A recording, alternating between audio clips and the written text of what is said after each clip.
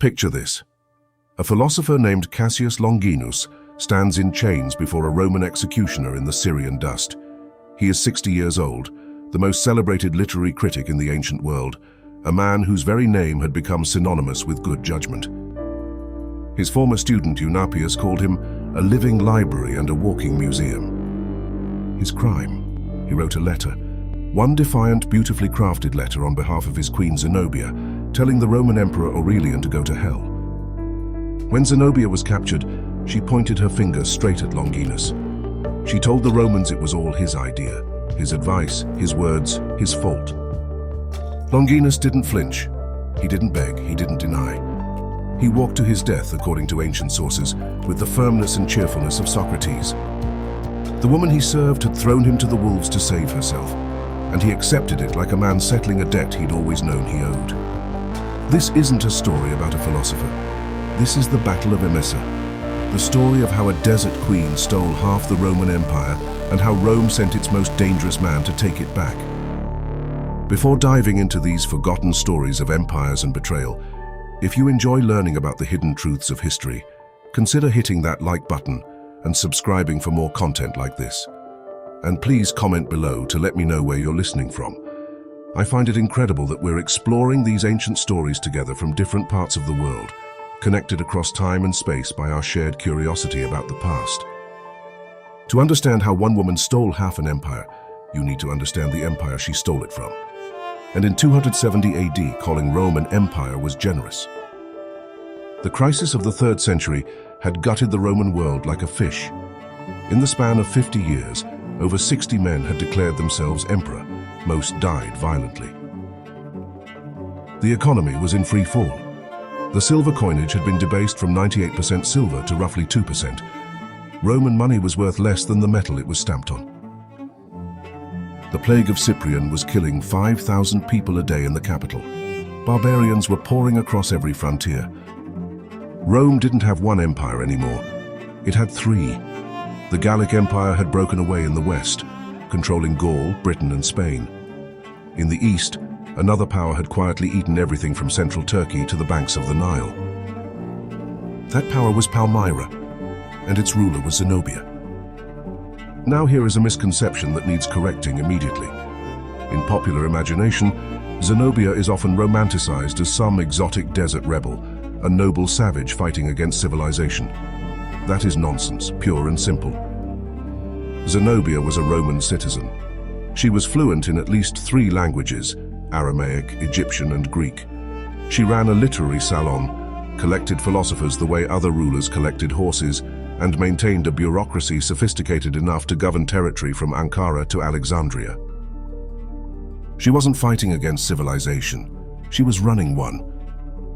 When her husband Odenathus, the king of Palmyra, was assassinated in 267 AD, Zenobia didn't weep. She seized the regency for her infant son Vabalithus, and within 3 years she had done something that no woman and very few men had ever accomplished. She conquered Egypt, the breadbasket of the ancient world, and placed the food supply of Rome itself under her personal control. This wasn't a rebellion, it was a hostile takeover. She was careful about it too. On her early coins, Aurelian's face still appeared on one side, but on the reverse. Her son got top billing. The message was unmistakable. We rule here, you don't. And for a while, Rome couldn't do a thing about it. But somebody was coming who could.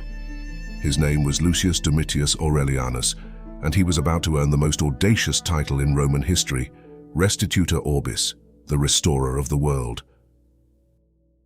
Aurelian was everything Zenobia was not. Where she was cultured, he was crude. Where she was born to privilege, he was the son of a tenant farmer from the Balkans. He had entered the legions at 20, and for the next 3 decades he had done nothing but fight, kill, and climb. The Historia Augusta described him with a single devastating nickname, Manu ad Ferrum, sword in hand. He was tall, physically powerful, and so ruthlessly disciplined that even his own soldiers were afraid of him. He once ordered a legionary who had committed adultery with his host's wife to be tied between 2 bent-down trees and torn in half when they were released. This was the man Rome sent to deal with a philosopher queen. It was not going to be a negotiation. But Zenobia had something Aurelian didn't, the most dangerous cavalry force in the known world. In the spring of 272 AD, Aurelian crossed the Bosphorus and began his march east. He destroyed every city loyal to Zenobia along the way until he reached Tyana, where he reportedly had a vision of the philosopher Apollonius telling him to show mercy. He spared the city. It was the last mercy he'd show for months. Meanwhile, Zenobia's general, Septimius Zabdas, prepared for battle. Zabdas was no amateur. He was the man who had conquered Egypt for Zenobia, who had crushed Roman prefects and Arabian tribes alike. He was experienced, loyal, and he had one devastating weapon, the clibanarii. This is where we need to talk about the Palmyrene cataphracts, because they are the key to understanding why Zenobia had been untouchable for 5 years. A cataphract was not just a man on a horse. It was a mobile weapons platform. Both rider and mount were encased in overlapping scales of iron and bronze, a suit of armor so complete that it turned them into living tanks.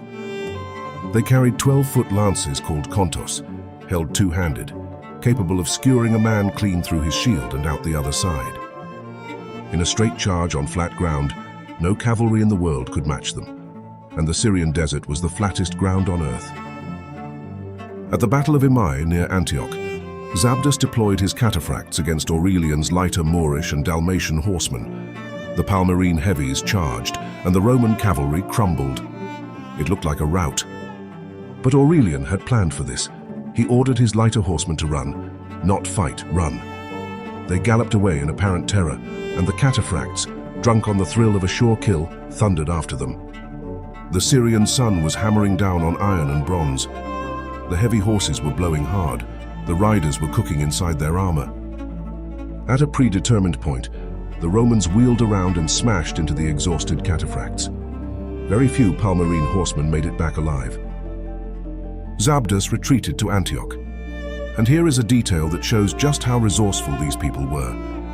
To cover his escape, Zabdas found a middle-aged man who vaguely resembled Aurelian, dressed him in a purple cloak, and paraded him through the streets as a captured emperor. Under the cover of this deception, Zabdas and Zenobia slipped out of Antioch in the dead of night and fled south to Emesa. This wasn't a retreat, it was a regrouping, and it was about to produce the largest pitched battle of the 3rd century.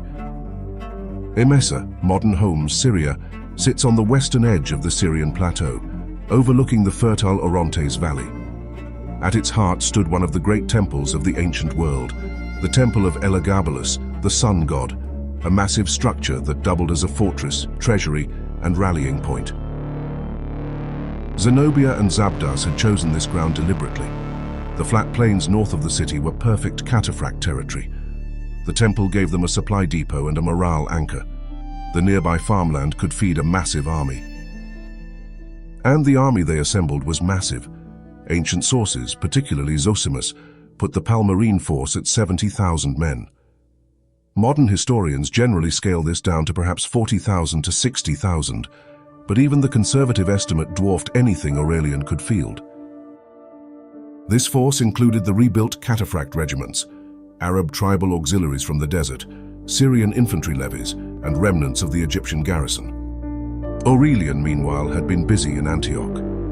He hadn't just rested his army, he had transformed it. The legions of Mesopotamia sent detachments. Tyana provided fresh levies, but the most critical reinforcement was the strangest, auxiliary clubmen from Palestine. These were local fighters, probably Jewish and Samaritan communities who resented Palmyrene rule, armed with nothing more sophisticated than heavy wooden clubs and iron-banded maces. On paper, they were the most primitive soldiers on the field. In practice, they were about to decide the fate of the ancient world. Because here is a piece of weapons physics that nobody in Zenobia's war council had thought through. A sword bounces off scale armor. An arrow deflects off iron plate. But a club doesn't need to penetrate. It transfers all its kinetic energy straight through the metal and into the bone underneath. Against a cataphract, a club was deadlier than a blade. This wasn't a battle about courage or numbers. It was about to become a lesson in applied physics. The morning of the battle, the plain north of Emesa was already shimmering with heat. It was high summer in Syria. the kind of heat that turns metal armor into an oven and leather straps into branding irons.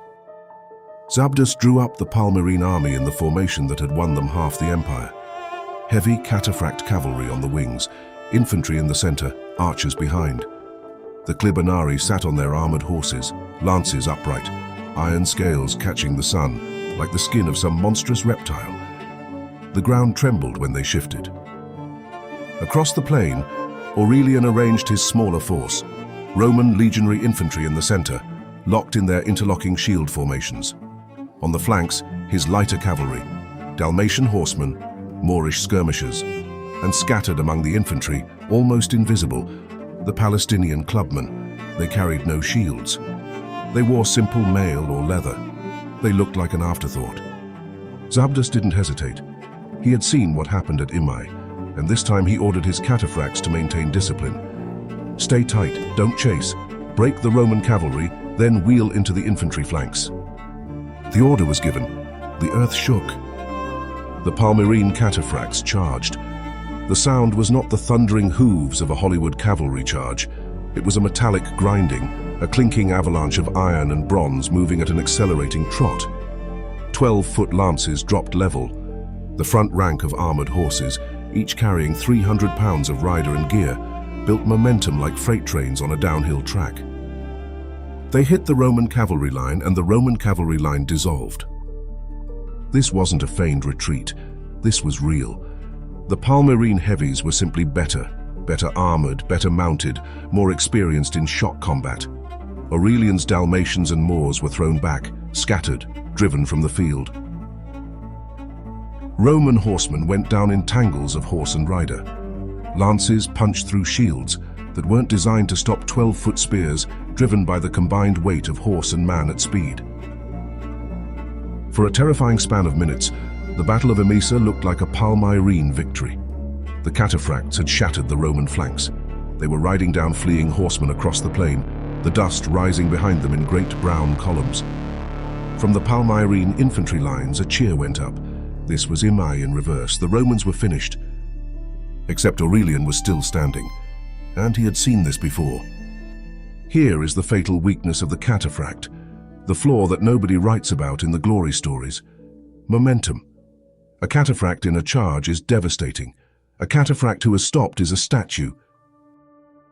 The armor that makes him invincible in the charge makes him slow, stiff and half-blind in a close-quarters melee.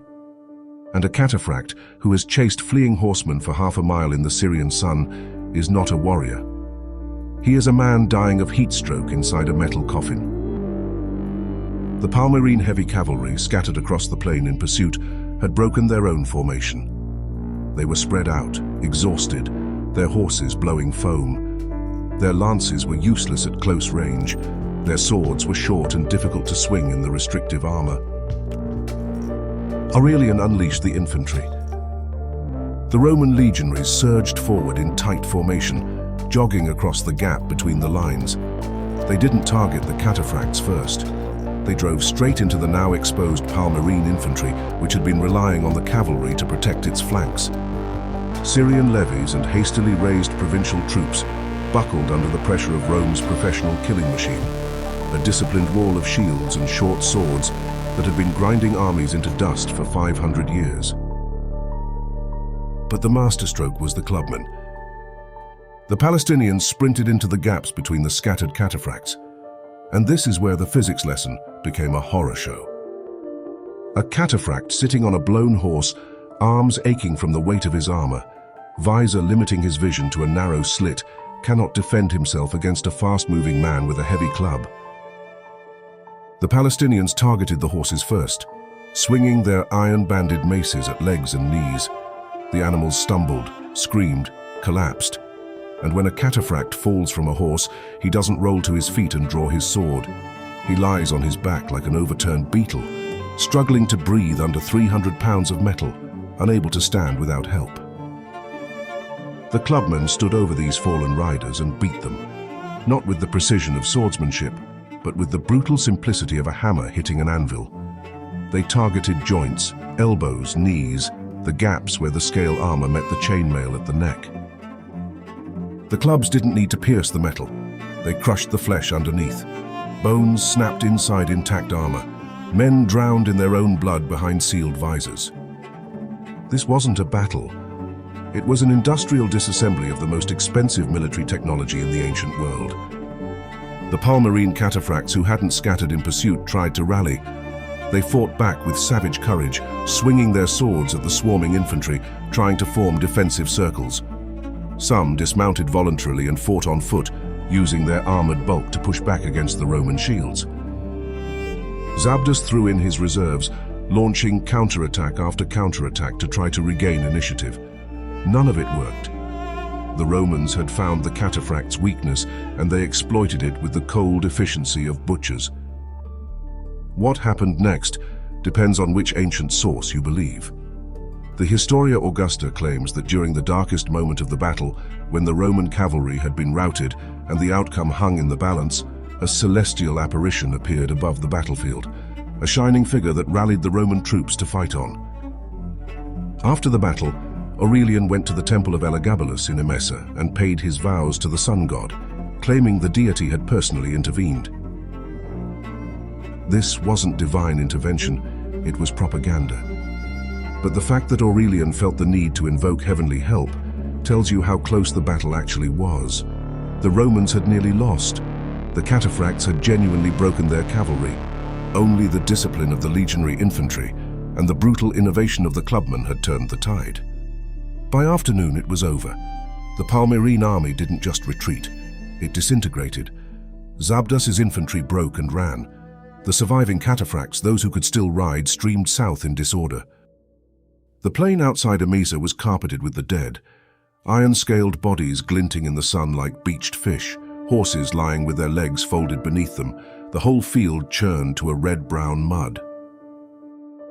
Zenobia, watching the collapse from the city, made a decision that would define her legacy. She didn't fight. She didn't negotiate. She ran. She fled south toward Palmyra, leaving so quickly that she abandoned her entire treasury in the temple of Elagabalus. The woman who had stolen half an empire couldn't even take her gold.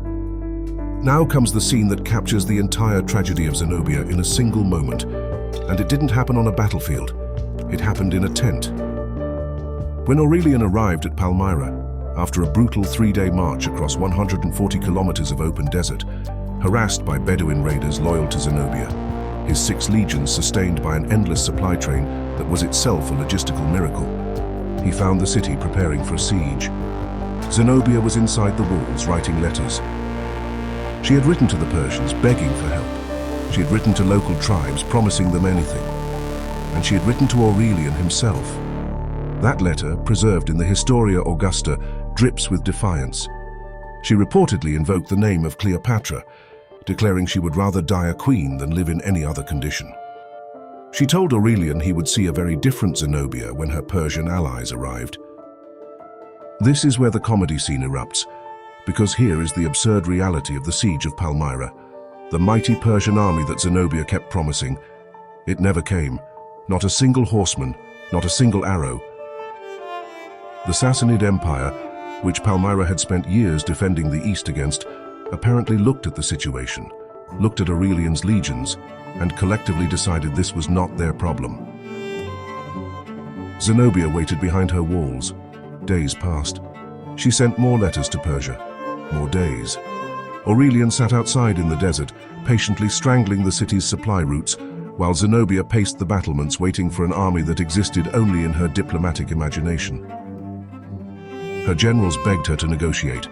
Her advisors, the ones still alive, suggested reasonable terms. Zenobia, the woman who spoke 4 languages, who hosted philosophers and outmaneuvered Roman governors, who had conquered Egypt with 70,000 men, was reduced to waiting for a rescue that would never arrive. Finally, she cracked. In the dead of night, Zenobia slipped out of Palmyra on a female camel. The ancient sources make a specific point about this, noting that such animals were the fastest of their breed, faster even than horses. She rode east toward the Euphrates, toward Persia, toward anything that wasn't the jaws of the trap closing around her. She almost made it. Aurelian's horsemen caught her at the riverbank itself, within sight of the far shore. She was brought back in chains. And then came the betrayal that made Longinus's execution possible. Brought before Aurelian, Zenobia did something that shattered the image of the warrior queen forever. She blamed everyone but herself. She pointed fingers at her advisors, at her generals, at anyone within arm's reach. According to Zosimus and the Historia Augusta, she specifically named Longinus as the architect of her rebellion. It was his advice, his letters, his idea. Aurelian had Longinus executed. He had most of Zenobia's court executed.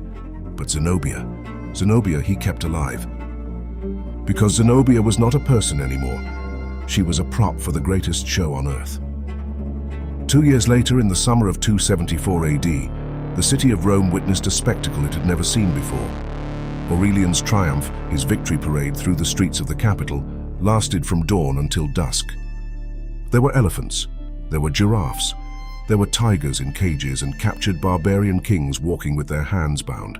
There were enemy chariots and wagons overflowing with looted treasure. Aurelian's own chariot was pulled by 4 stags, an absurd theatrical touch designed to make the emperor look more like a god than a man.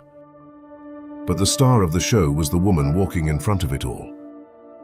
Zenobia was fettered in shackles of solid gold and draped in robes sewn with so many jewels that a slave had to walk beside her to help support their weight. The chains weren't iron, they were golden. This was Rome's message to the world. We don't just defeat our enemies, we gild them. The crowd stared, they shouted. Ancient sources describe a mix of derision and pity, the neck-craning Romans gawking at this desert queen who had thought herself a second Cleopatra. But unlike Cleopatra, Zenobia didn't kill herself to avoid this fate. She walked, she endured, she survived. And this is the non-combat moment that hits harder than any cavalry charge. After the parade, Aurelian gave Zenobia a villa in Tibur, near Hadrian's own retreat in what is now Tivoli, Italy. According to the most reliable accounts, she lived there in comfort. She married a Roman senator. She raised her remaining children. Her descendants were reportedly still prominent in Roman society generations later, her house itself becoming a tourist attraction.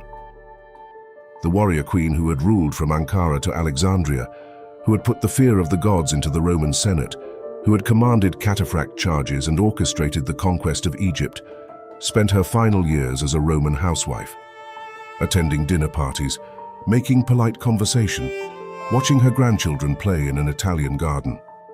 It was the most devastating punishment Aurelian could have devised.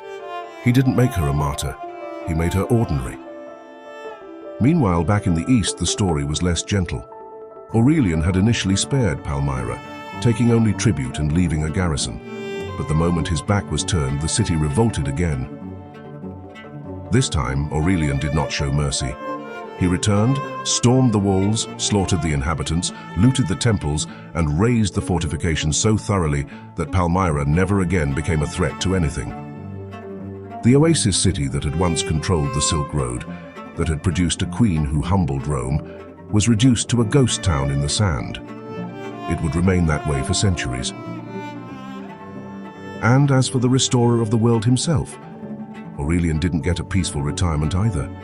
3 years after his triumph, on a road in Thrace, his own secretary forged a hit list of officers the emperor was supposedly planning to purge.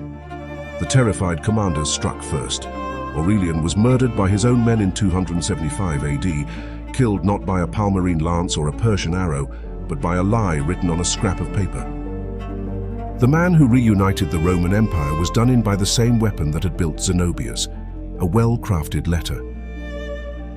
We remember Cleopatra because she died beautifully. We remember Boudica because she died defiantly. But Zenobia did the most rebellious thing a defeated queen could do. She lived. She didn't give Rome the satisfaction of a tragic ending. She didn't poison herself, didn't throw herself on a sword, didn't go out in a blaze of poetic glory. She walked through the streets of Rome in golden chains, and then she walked into a comfortable villa, and then she walked into obscurity. And in doing so, she denied history the clean narrative it craves. We prefer our rebel queens dead and beautiful. A living rebel queen who becomes a Roman matron? That's messy. That's complicated. That makes us wonder whether survival itself is a form of resistance, or whether there's a line where endurance becomes surrender.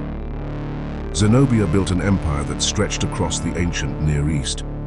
She held it for 5 years against the greatest military power the world had ever known. She lost it all in 2 battles, and she outlived every single person who had tried to save her. The philosopher died with dignity. The queen lived without it. And 17 centuries later, we still can't decide which one won. If you made it this far, you're a true history enthusiast. Please verify your subscription now. It really helps the channel keep these forgotten stories alive. Check out this next video on the screen about the crisis of the 3rd century, where we explore how Rome nearly destroyed itself before Zenobia ever lifted a finger. I'll see you there.